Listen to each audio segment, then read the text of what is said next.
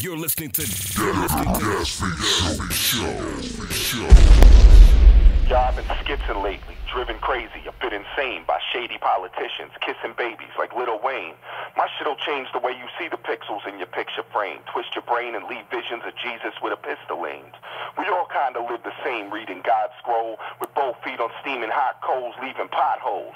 And God knows I'll reap what I sow, the truth is unfair. The dude who moved in upstairs is saying, who the fuck cares? So fuck yeah, I drink to hide the pain, but think on higher planes. Teary-eyed, the sky just rains fire. What a crying shame. Got the game in iron chains. I will not acquire fame. I will die in vain like antibodies killed a viral strain. But I won't change. I'll do something drastic with a gun and blast it at every front and faggot New York rapper with a southern accent. This drunken bastard got suicidal tendencies, surviving mentally like I knew I'd die eventually. So what is your birth name? My birth name? Yes. Sean. Sean. And what made you choose Diabolic as your stage name? Shit, I don't know. It's a tough question. Was that something you I guess growing up? It kind of describes, how I approach hip hop and making music in general and writing. I definitely speak from a darker side. Okay. At what age did you first fall in love with hip hop? Shit. I was a little kid, probably 6 or 7 years old. I was always a hip hop head. Might have been born a hip hop head, I don't remember. Was it influenced by your fathers or your cousins? No, it was my brother. My brother had a lot of old hip hop, like, from Run DMC, Public Enemy, NWA, Black Sheep, all that stuff. And, I would just take his music because, I didn't know what was popping, what was hot, being a little kid. So I just kind of gravitated towards what he was doing. And, the Motley Crue and Guns N' Roses wasn't really my cup of tea. So I gravitated more towards the hip hop, Right. And at what point did you realize this is what you wanted to be, an MC is what you wanted to be? Shit. Well, I kind of stumbled across the whole hip-hop battle scene and everything, one of my peoples brought me there, and, I used to just kind of do it for fun. And probably around 2002, 2003, I was doing a lot of street shit, and, a lot of people were going to jail, and I was seeing this, and then, I saw Immortal Technique, who's my people, having a lot of success on the music side of things, so I figured it was about time to make a run at that before I end up, in a cell somewhere. Right. It wasn't a hard decision, I'll say that much. Since your music touches a lot of political issues, I just need to ask, how do you feel about Barack Obama, quote-unquote, first black president? Barack Obama, huh? Your honest opinion. My honest opinion? I know a lot of people don't like me for this, but I think he's a good talker, He knows how to speak, and he does a lot of talking. And, that's all good. He convinces a lot of stupid people that he's going to do all kinds of, miracle work. But, to be honest with you, being that he's the first black president, I would have to say that he probably has to play the game twice as hard as everybody else. Yeah.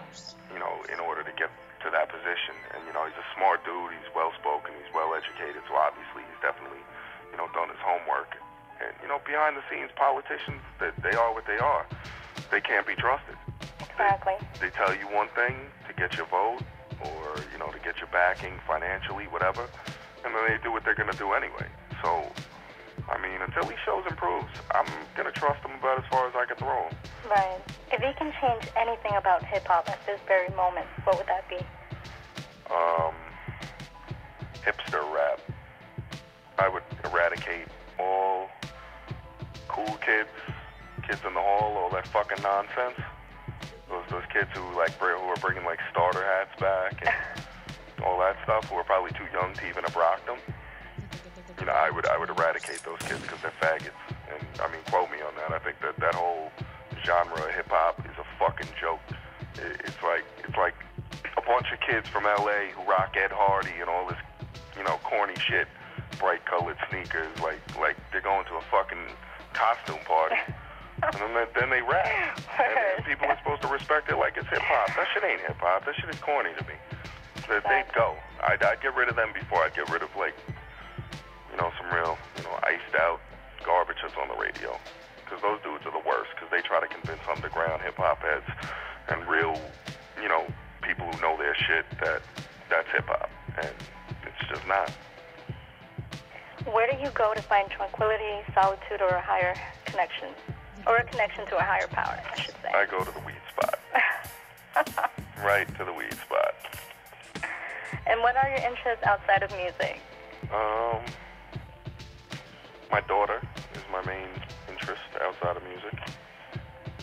It's a beautiful thing right there. Recreationally, women, I guess.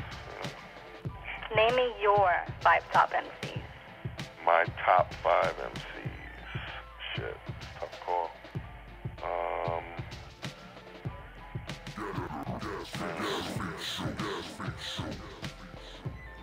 I'd have to say in no particular order. Right. I'd have to say probably Nas, Redman, Big Pun when he was alive, probably Eminem before he fucking sucked, back when he could actually rap. But that's no more. I guess right now, shit. I like Method Man. Okay. There's a few others, I don't know. Typical shit. I'm still stuck in the mid-90s. I'm listening to shit that came out in 94 still, so. So am I. I need to update my iPod. What artists have you worked with, besides, of course, we all know Immortal Technique? I worked with Vinny Paz from Jedi Mind Tricks, Ill Bill, Cool G Rap. People that I came up with, obviously. I just did some new stuff with Cannabis. Smooth the Hustler is another one I fucked with. I think that's about it. Graph. Graph? Graph. What artists would you want to work with in the future, if you can? Artists that I'd want to work with. Artist-wise, there's a lot, that I'd definitely like to do tracks with. I'd be more interested in the producer side of things, probably. Right. Linking up with Primo and Dre or The Alchemist. The upper echelon of producers is really where my mind's focused. As far as artists, some of the guys I talked about, Nas, Redman, Meth. I'd love to get some production from the RZA. That would be fucking amazing. What is the craziest thing a fan has ever done? Craziest thing a fan's ever done? Oh, all right. There was this fucking kid out on the West Coast in Cali, and I don't know. I think he was fucking sniffing crystal meth or something. I couldn't tell you. And there was we were doing a benefit show for the Brown Berets, and there was these little girls. There was like 3 or 4 of them. They're ranging from 13 to maybe 15, maybe. They're little girls. Right. And this kid walks up to the table where we're signing these girls' CDs, grabs the girl by her ass, and says, "Let me fuck your face." Literally says this to her. So, and this is a little girl. I got a daughter that's only 5, 6 years younger than these girls, So we snapped. We went off. Tech ends up choking this kid. I'm stomping him out. We beat the fuck out of him. But that, honestly, that was like the foulest and craziest thing I ever seen a fan do. Yeah. Gas feed show.